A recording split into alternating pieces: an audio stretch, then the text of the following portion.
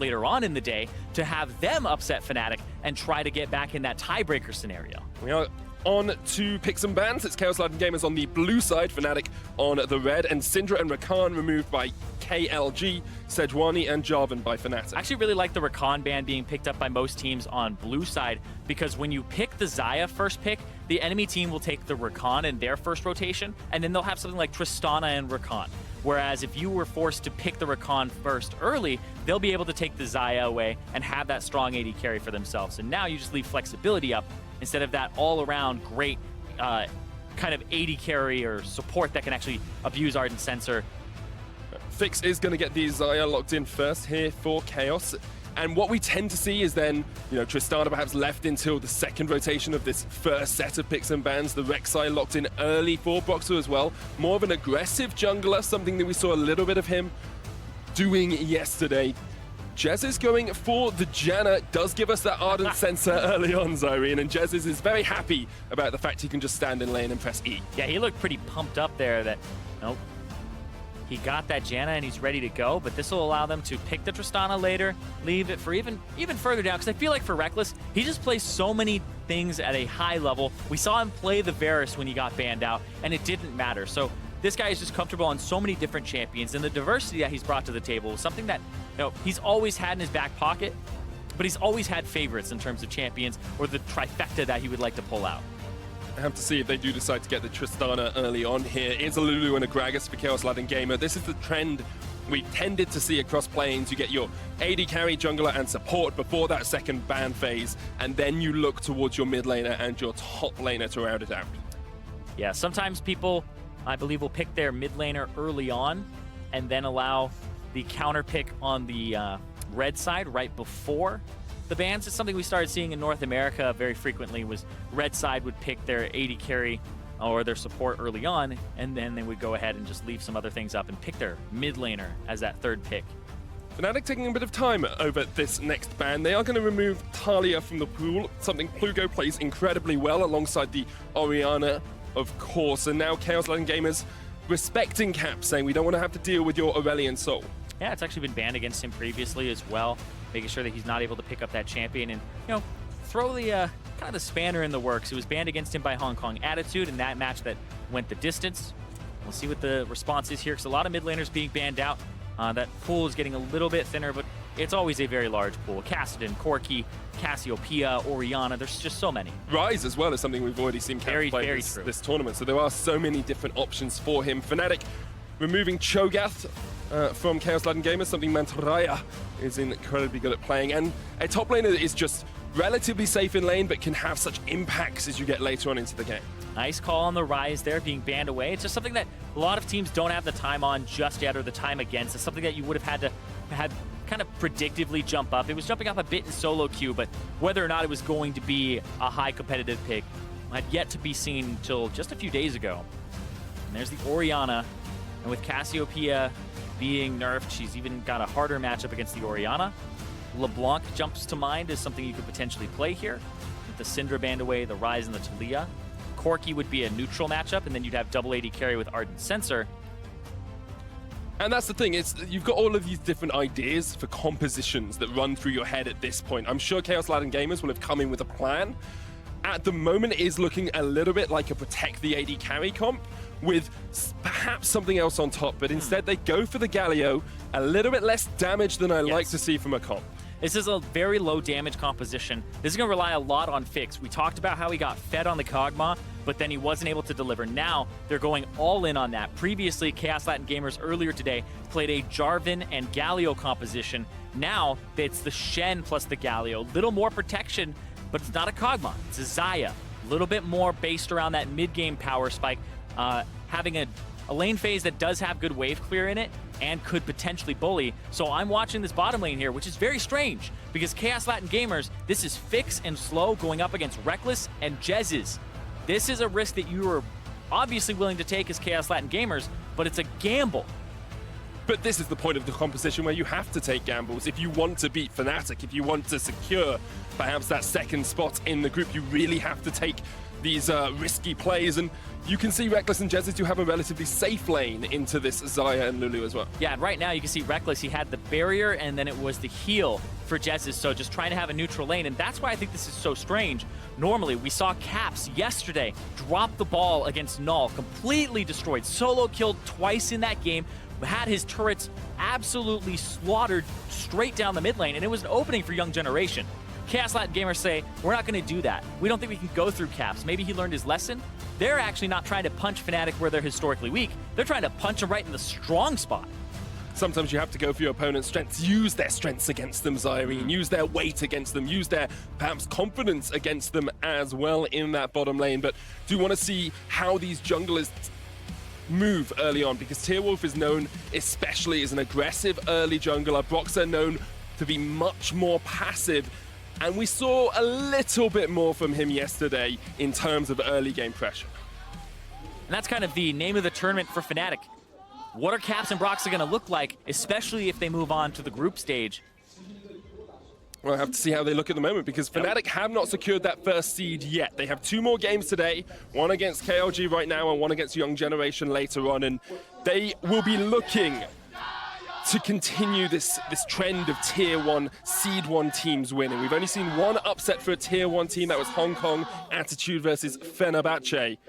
And that's actually our next game as well, Zyrene. Yes. So lots of action coming up here today.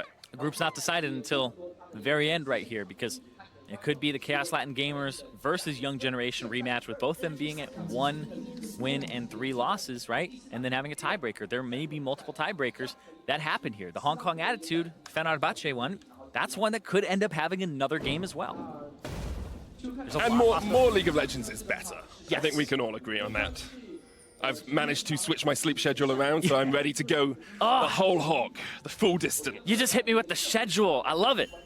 I love it. Well, you hit me with the Fenerbahce. Yeah, yeah. Proper pronunciation. It was very well done. Let's focus back in on this game, though, Zyrene.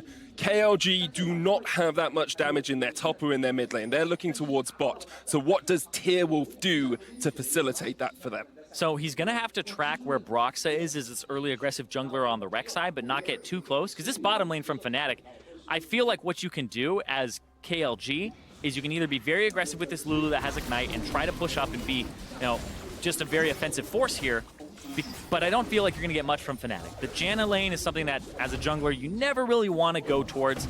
Then it's a barrier plus heal in that bottom lane, and it's a relic shield and a coin. So they're just trying to get to Ardent Sensor for Jez's. This lane is dedicated to scaling, but that means they may give something up. And that's what I'm tracking here. This is Reckless. We talked about his CS per minute. He's already off to the races with his CS, basically leaving nothing up to chance or in the opponent's hands, just dictating it immediately, even though the lane is supposed to be a bit more passive. Did start off in the lane, which gives KLG the knowledge that Broxah probably isn't starting on his blue side jungle, probably up towards that top side, so Tearwolf can play around with that little bit of intelligence he has. KLG are able to force Reckless and Jez's back a little bit, push them off this wave.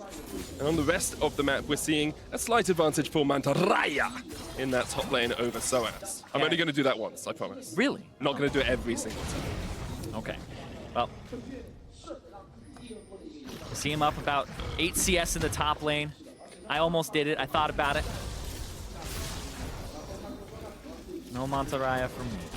You can bring it out when he makes the game-changing play. I gotta feel it. Yeah, I didn't get to cast KLG yesterday, so I had it stored up. I had all of those extra Rs just sitting in my back pocket. I had to bring a few of them out early on. We'll eke them out. We'll drip feed the Rs into this game as we go. Yes, Doctor.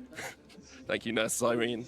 KLG looking up towards the top side. Tearwolf is around here, but it's so hard to gank a Maokai early on. In fact, all of Fnatic's lanes are very difficult to get a purchase on if you are this Chaos Latin Gamers jungler. Yeah, if you're just playing safe, you can see all of Fnatic's lanes are actually playing underneath their turret, but they're not taking much in terms of turret damage, and at the same time, Tearwolf, he's not able to get much when these guys are underneath turrets. You don't really have too many fantastic divers with the Gragas. Is he going to pair up with the Galio or the Shen to make that happen? Not really. And it's very difficult to get dives on these members, like you said. The Maokai, very difficult. Caps has Cleanse. So you'd have to be taking a very large risk if you're KLG's jungler of Tearwolf to actually make something happen. probably be okay with the early game going relatively even. It looks like Broxer is actually coming down towards the bot lane, so then we might see Fnatic being the first team to enact a gank. Slow and Fix have pushed up here, and Reckless is on the aggressive warpath. Broxer looking for the knock-up onto Slow. There it comes for TP in behind them straight away. It's a bait, mate, says Cyrene, and now Reckless gets ignited. Looking for the Blade Caller back, a good double taunt. Reckless with the heal, jumps away, and will escape for the time being, but Plugo is not quite done. Fnatic able to get away, but baited in well by the Chaos Latin Gamers. Yeah, the reason I think that's a bait is they saw Broxer kill the ward on their Pixel Brush using the Scryer's Bloom and saw him move down. So Broxer is 100% moving towards bottom. Plugo put himself in a position to get them from behind with his teleport, and he was looking for just a little bit more once they committed, but he wasn't able to get much. Did burn his flash. Caps now has flash advantage in that mid lane. Broxer is coming down towards bot lane once again and has a flash of his own, but it looks like he's just going to help push out against this KLG bot lane. I wonder how much gold Jez's is sitting on. Probably has enough to go back and get a portion of that Ardent Sensor. Yeah, at this point, especially with the Relic Shield, you would think so. You can see he's up 300 gold. A lot of that is from the fact that he has the coin. Both of them are about 190. But then the gold that has been given over by the Spoils of War, actually I believe 180 gold, as it's Targon's Brace that's been upgraded here. So Targon's Brace, I do want to take a second to talk about this. It's about a 500 gold sink, about 800 overall when you're buying the whole thing. A little bit more than that, but when you buy this item, it's not exactly cost-effective right away, but it has gold per 10 on it. Hold on. Plugo's going to put a lot of damage down on Spox. The smite comes out for the health. Here's Caps from the side, but he hasn't got 6, just the command protect. Now Caps forces Plugo away. Tearwolf helping out with some trades here as well. Caps is going very aggressive as he pushes in towards Tearwolf, but not going to be able to get too much more out of that. Yeah, they decided not to go ham there, especially since Plugo used his flash earlier on. But looks like Tearwolf is just going to go for the trade. Plugo.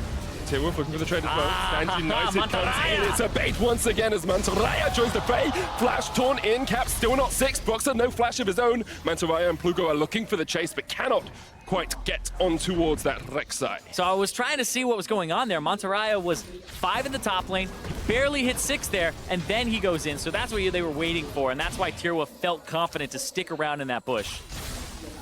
Our representatives from Latin America South doing a great job in this early game, continually pulling Fnatic in, making the plays that they want to make and making Fnatic think that they have the upper hand before turning the tables and taking some of these summoners. And you can see that Fnatic are respecting their opponents right now, but at the same time, they can't end up giving these gigantic CS advantages over them. We have 10 down in the bottom. There's 10 up in the top lane just about.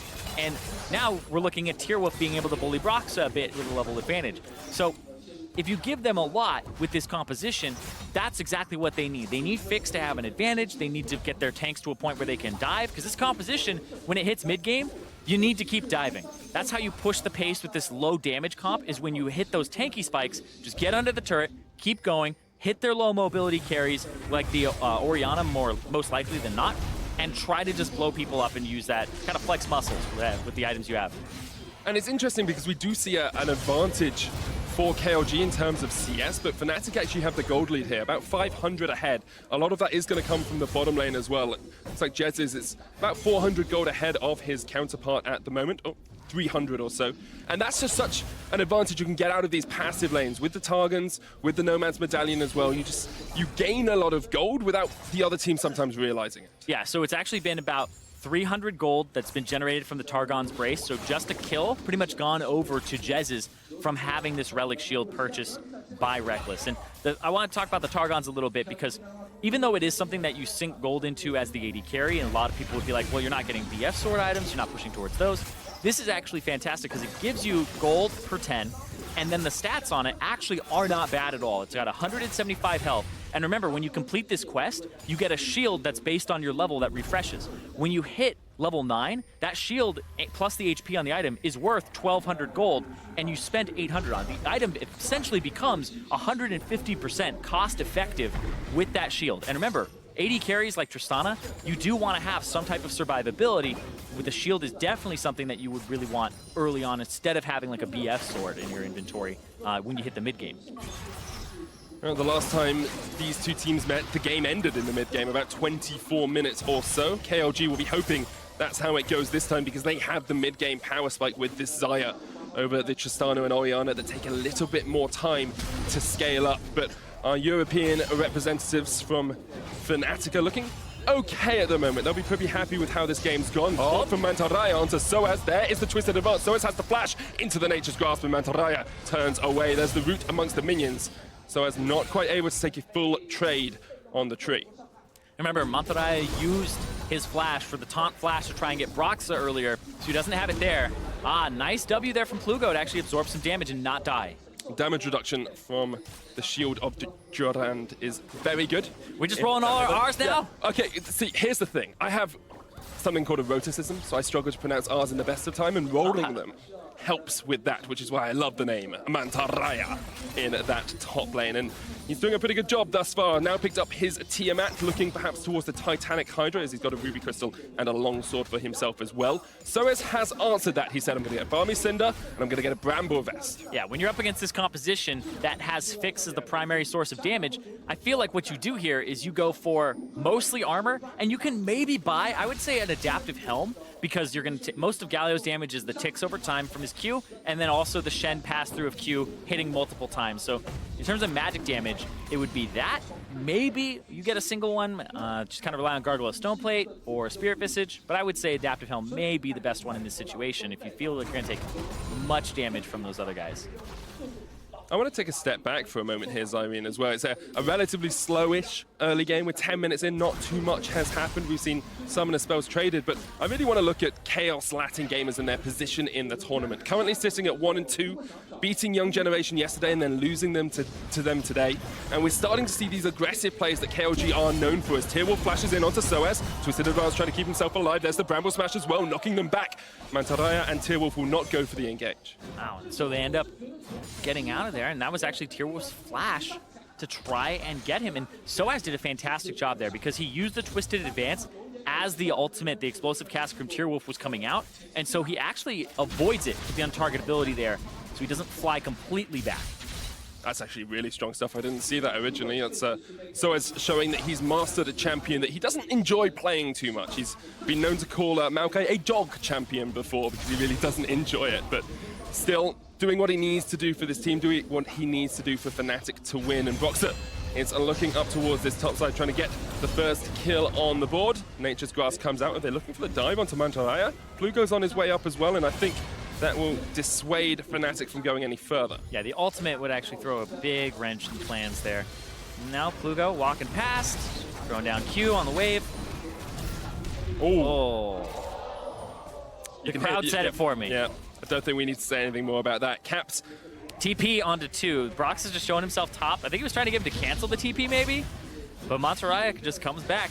You don't really have the damage to deal with a Shen. If he chucks down Spirit's Refuge underneath that tower, he'll be okay. And meanwhile, Chaos Latin Gamers playing on the other side of the map. They forced Reckless and Jez's back. And the reason that they're able to do this is because Brox has just been topside. They saw him there with the gank, then Mantarraya back, then he TP'd and they showed himself again. 100% you have control of the bottom side. First Tower Blood for KLG. They'll be very happy with that. Broxa is starting up the Rift Herald and still Fnatic in a very slight gold advantage. Mantarraya is here to try and deal with this. Here comes Plugo as well. It's a 2v2. Cap's not on his way yet, and of course no Shockwave because he already used that in the lane. Soaz with the Twisted Advance trying to dodge the shield of Durand, but there comes the taunt, and now Soaz is having to run up towards the top side. Here's the hero's entrance. Soaz so low, gets taken out. First blood. KLG is Mantarraya and Plugo combined. And it hasn't leashed. Oh, cast a curse. Cast a curse. They just need to go more to the right. Just go more to the right. Oh. We've seen Rift Herald plays work out today. We've seen Rift Heralds abandoned, left alone in the river, all by their lonesome. But KLG will be very happy that they went across to try and deal with that. Tearwolf now being aggressive. He's got Lulu coming up too. Lulu's on her way. There's the Wild Growth Box and knocked up. Flashes, smites as well, and just survives, gets himself out. Does not get the red buff, but I'm sure he'll be happy with keeping his life. That actually looked like Tearwolf didn't have enough mana to use the ultimate, and then as soon as he went over, yeah, it was, okay, he barely got enough there. But right here, watch Caps. Caps actually is just hanging out mid, and he doesn't roam up. He decides to get priority, and it looks like Fnatic didn't want to completely commit to this, and Caps could have been on the backside of this fight, but they decide to abandon it. And it's just really interesting they did that. It's probably because he didn't have Shockwave, but you would have had a numbers advantage as Fnatic. Perhaps a bit of inexperience there, a bit of placing in your priorities with Caps not having had the best tournament thus far.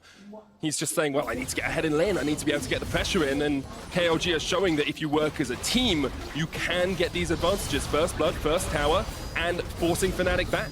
And right now, they've swapped the lanes. You can see that KLG want to get another turret and just use this combination that's been winning for them. And it's up in CS right now. I said it was a gamble to kind of put Fix on the Xayah up against Reckless, who always seems to CS well come the mid game. But right now, he's up, and he's been doing a fantastic job. It's really Caps who has this gigantic advantage over his lane with 40 CS up. And now Soaz is kind of holding in this top side. He has the Bramble Vest. He actually is in a really good spot. Oh! Vix having to use the Feather Storm to get himself out. Now he will be able to root out Soaz, and Soaz needs to be a bit cautious because you do have a lot of damage coming out from that Xayah. Essence Reaver has been completed, and that's a big spike of damage for the bird person in the bottom lane. But see on the opposite side here, the Ardent Sensor has already been completed for Jez's. And so he's about 600 or 400 gold up right now. And so he's able to complete that early, and that gives Reckless even more pushing power, allows him to push down this turret, and they're just going to trade top turret for this bottom turret, whereas Brox is now on the Dragon. And he is looking to secure the Cloud Drake for himself. It's another tower for KLG. They are one ahead for well, not for a very short period of time. They're one ahead for the while. And Fnatic, once again on the back foot. We saw a very similar game from them against Young Generation yesterday, where it was incredibly even for the majority of the matchup. Mantarraya almost catching out Jez's, who was just about able to escape in that bottom lane. All right, so now we're at the point where we have one turret down for Fnatic, two for Chaos Latin Gamers, and they're doing a good job of shoving these down. Mid lane is where they need to go next, and they have a good composition for 1-3-1. They have 2 teleports, they have 4 globals total. So right now, you want them to split the map. So KLG want to just 1-3-1, use their mid lane, which would be their bottom lane now, their AD carry, and put them mid, siege down turrets, get objectives, because they just gave up the Cloud Drake. Get this, use this Rift Herald to try and push down that mid and get that next turret for themselves. And you open up the map so much more when you get that mid tower, and allowing you to play around the Shen, play around the Galio, play around these globals. They're also trying to play around bots. They're getting knocked back. Here comes the TP by Soaz, but that's going to be a little bit too late here. Now, Fnatic decide to cancel the teleport and lose the Rift Herald, so it's a pure gain for Chaos Latin Gamers. Yeah, they get the kill, they get the Rift Herald. Now they'll have to go back to managing waves, so Tearwolf will back with the Empowered Recall. Get back on the map faster. I love that about Rift Herald. If you just had a scuffle and you're out of mana, you get out much quicker in your base, and you're back on the field. Sometimes it makes me not want to use the Rift Herald, though, because I could have a 4-second back timer. Could just get back even quicker. Blueguy having a great lane in this mid lane, and once again, although Caps is ahead in farm here, we are seeing him struggle to have an impact on the map. Blueguy now has that Spectre's, not Spectre's Cowl, Abyssal Mask. Yeah. It's something that I've been seeing a lot when Galio was just played in the mid, both in solo queue and in professional play, is that this champion is just so hard to get stuff from. So even though you have a 50 CS advantage plus for Caps right now, he's about that 60 mark, it's very hard to get things from this Galio because of his teleport, because of his ultimate, and the damage reduction. So it allows players who may not be, just objectively as good as their counterparts, a way to kind of be alive in that lane and provide for the team. So right now, though, top lane, we're seeing double globals on the opposite side, so as no teleport, so Mantarraya could join this. They're just going to try to siege down this turret here. Tearwolf on the back side. Jez uses such an early Monsoon. They give up the tower for this, and that seems to be what Fnatic have been doing a lot over the last couple of minutes. Giving up Rift Herald, giving up TP advantage, giving up towers. KLG now go ahead in terms of gold, 500 gold ahead for the first time in this game, and they are looking very strong here, Zyrene. Yeah, it's a hard thing to do for Fnatic and for most teams, is to give things up. Watch as Jez checks it. He saw it. Still has to use the flash, though. Yes. And that's another summoner giving up, trying to get vision, didn't even get a ward in the bush. Just saw that Tearwolf was waiting around the bend. This tournament almost echoes the history of Chaos Latin Gamers as well, because they started off pretty well and then they struggled, and now they're looking to come back. And last split, they actually finished quite low. They were in the promotion tournament. Yeah, they won 3-1 in the promotion tournament, I believe, and now they've come back and they are champions of Latin America South and are challenging, teams like Fnatic, who I'm sure 6 months ago they never thought they'd have a chance of facing. Yeah, the CLS champions are honestly bringing it a little bit in this tournament, but especially this game here, because that was something that takes a lot of kind of bravery to do it. Try to match Fix up against Reckless, who, you know, is a name that's known across the League of Legends scene, especially in the last few years, even when he came up as a prodigy. So Fix is somebody, he's trying to put his mark on League of Legends, put his mark on this game, especially up against Reckless, who right now you're seeing him pick up whatever farm they can funnel him. It's typical Reckless, but it's typical Fix as well, because he's put a mark on this team. It was actually Mantaraya, Fix, and Slow who were brought in coming into this split that really helped transform Chaos Latin Gamers. And coming up to the 20-minute mark, they have a small gold lead over Fnatic, and now they're looking for that mid tower that we talked about, Zoe. Yeah, the fact that they used the Rift Herald on the top side means it's kind of harder to get this one in the mid, of course. But the wave clear is something you always have to watch out for. And I'm looking for the 1-3-1 split. They're just going to let Fix walk up and just get Ardent Sensor on him from the Lulu. Just auto attack away. Well, down to half already. Good chunk of damage there. We are starting to see Caps continue to extend that gold, that CS lead in the mid lane, 80 ahead of his lane opponent. But this is the thing with tanks as well. After you start getting a couple of items, the more items you get don't give you as much of a bonus as perhaps they would do on an AP mage. Yeah, and just to put it in perspective as well, he's about 75 CS up right now. He's actually only up about 600 gold because of the 2 kills that went over to Plugo. So he has those 2 kills, he has 2 more turrets worth of gold, and it's just a small difference here instead of a massive one. And because of the objectives as well, Slow and has been able to make up some of that gold difference in the bottom lane. That Targon's Brace not doing as much now as it had done before. Targon's Brace has earned 977 gold on the side of Reckless, so giving over a ton of gold to his support. But almost, like you said, it was kind of made up. An extra 1,000 gold going over to the support, and now Jez and Reckless will be able to secure a tower for themselves in the top lane. Game slowed down a little bit here, more just chip damage happening across the lanes, and with Mountain Drake being up in 20 seconds and Baron live, that's where I expect to see these next team fights occurring. And the mid lane is something big right now where both teams are kind of converging around it, and like you said, the Mountain Drake is important. Of course, getting mid priority is the name of the game right before that spawn. I'm sure one of our people on the analyst desk would talk about that for quite a while. Mark Z, very well known for his mid-priority debates and discussions. Yes, I don't know how much of a debate it is. I feel like it's a concept in League of Legends that you really just have to understand mid-priority. Right now, I feel like KLG have it, and they're just going to be able to get this. Yeah, opens up the map for them now. They're able to come down this river, secure themselves a Mountain Drake, 22 minutes in or so. It's a big Drake to have as you're pushing towers. So what Fnatic literally just did is we look at things and we go, oh, that's a free dragon. Nothing in League of Legends is free. What they've traded is, Fnatic have traded a Mountain Drake over for farm on Reckless.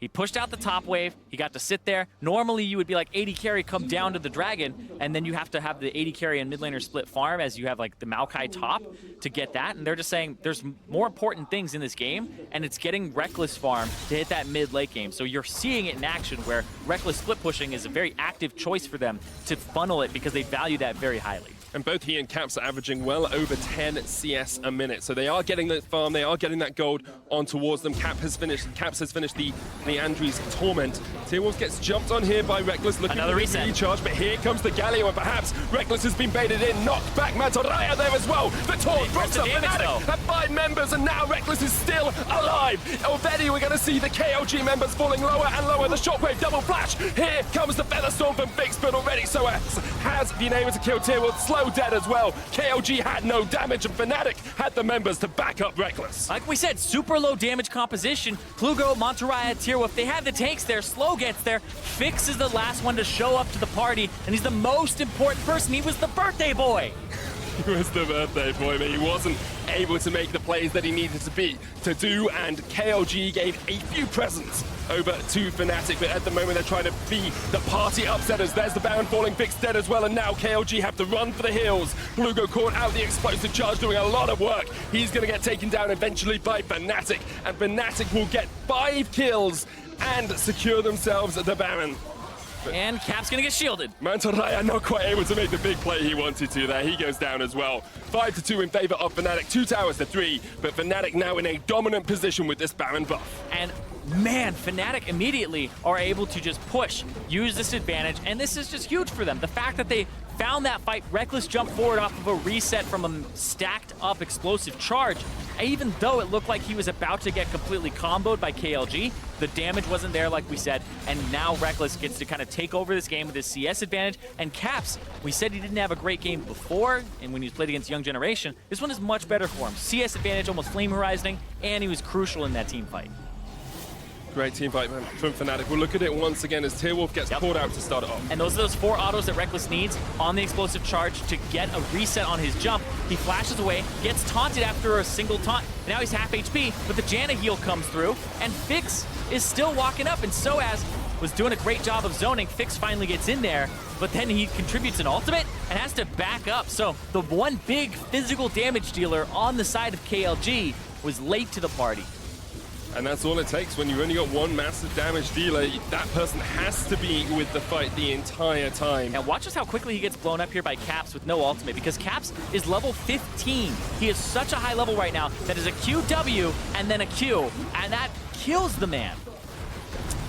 Yeah, my man just dies in that sort of situation. It's not too hard to work out the medical diagnosis behind that, or the medical pathophysiology, as we like to call it, when we're trying to sound smart. Now, bottom lane tower is the next target for Fnatic. 5 turrets to 3 up with an 8,000 gold lead that is just continuing to extend. Fnatic have played to this composition almost perfectly, giving up what they needed to early on against Chaos Latin gamers, who are more than willing to take those towers and take an earlier gold lead. And now they're just sieging it up.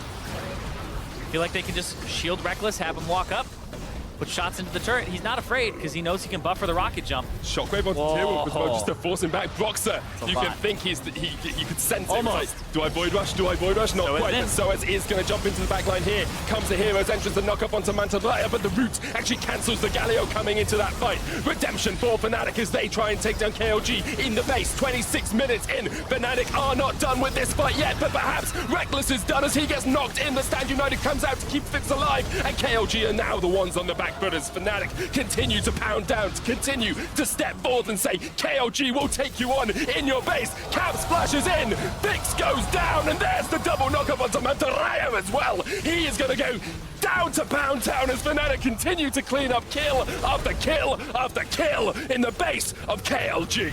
And Fnatic, we said that KLG had a composition where they're looking to protect Fix.